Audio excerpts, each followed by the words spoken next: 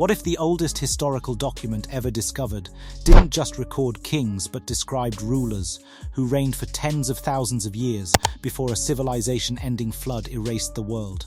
What if this text calmly lists impossible lifespans, a divine transfer of power from heaven, and a catastrophic reset of humanity as if they were simple administrative facts?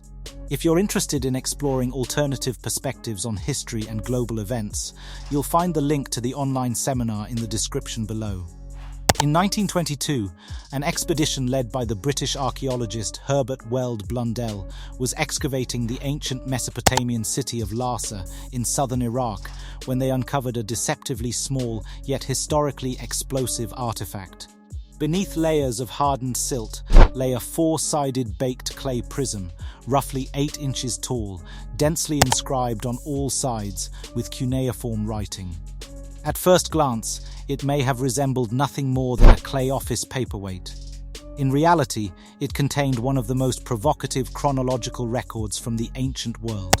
This object, now known as the Weld Blundell Prism, preserves the most complete surviving version of the Sumerian King List, a document that attempts to catalogue every city and ruler that held kingship in ancient Mesopotamia.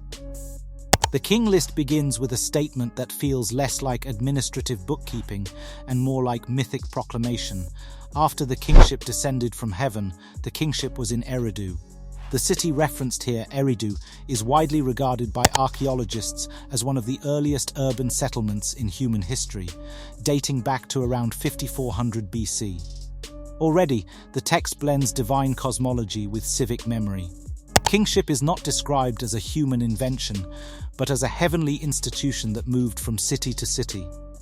Yet the most startling element is not the theology. It is the mathematics. Most modern scholars interpret these enormous reigns as symbolic rather than literal. The Sumerians used a sexagesimal, or base 60, numerical system. This mathematical framework still shapes our lives today in the form of 60 seconds per minute and 360 degrees in a circle. In the King List, reign lengths are often expressed in units such as the Sar 3600 year and the Ner 600 year.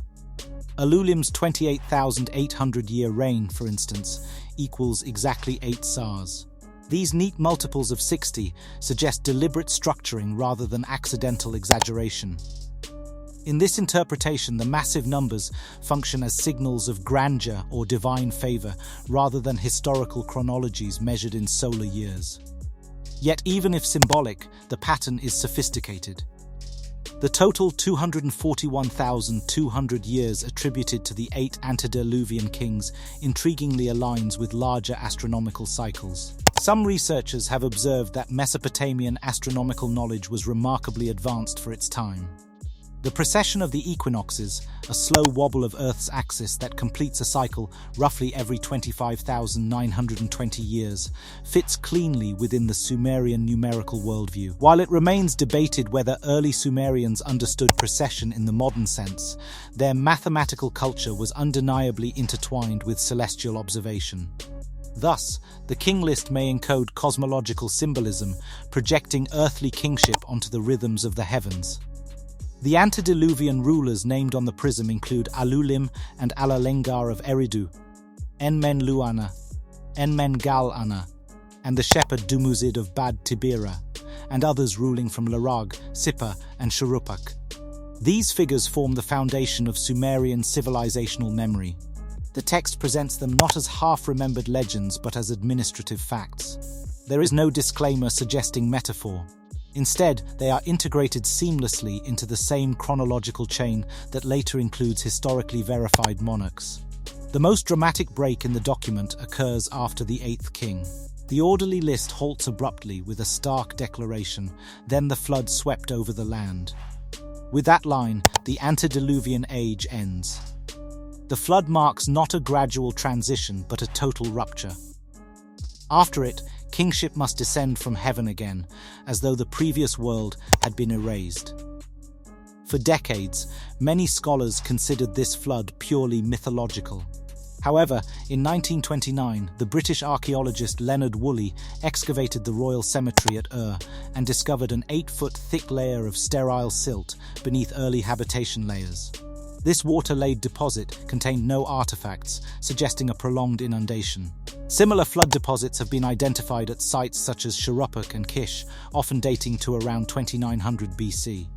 While not evidence of a global deluge, these findings support the occurrence of catastrophic regional flooding in Mesopotamia.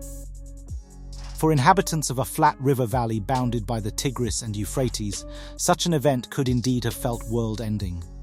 The flood narrative on the prism resonates with parallel traditions preserved in Mesopotamian literature and later Abrahamic scripture. In the Sumerian account, the flood hero is Ziusudra. In the Akkadian version embedded within the Epic of Gilgamesh, he appears as Utnapishtim. In the Hebrew Bible's Book of Genesis, the survivor is Noah. Though names differ, the structure remains strikingly consistent: divine warning, construction of a vessel, survival of chosen beings, and a restart of civilization. The King List, however, frames the event administratively. It is concerned less with the hero's arc than with the political reset that followed. After the flood, reign lengths shrink dramatically. The first post-flood king of Kish, Jusha, is credited with 1200 years, his successor with 960. Though still extraordinary, these figures are vastly smaller than the pre-flood tens of thousands. This phenomenon, sometimes termed longevity decay, parallels the genealogies in Genesis, where patriarchal lifespans decline steeply after the flood. Whether symbolic or literal, the pattern suggests that the Sumerians perceived a qualitative diminishment between the primordial age and their historical present. The city of Kish becomes the focal point of the renewed kingship. Among its rulers appears a figure of profound importance, Enmebaragesi. For many years he was known only from the King List. Then fragments of inscribed alabaster vases were discovered at Nippur, bearing his name and title, King of Kish.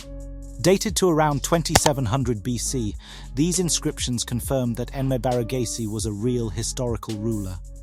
Yet the King List assigns him a reign of 900 years. The paradox is immediate. Archaeology validates his existence, but biology rejects the literal duration attributed to him. The King List was designed to support the doctrine that kingship was singular and divinely sanctioned, residing in only one city at a time. Competing powers could be erased from official memory if they did not align with the scribal narrative. Thus, the prism is both a historical source and a political instrument. It preserves invaluable data while simultaneously shaping perception. Ultimately, the Weld-Blundell prism forces us to confront the blurred boundary between myth and history.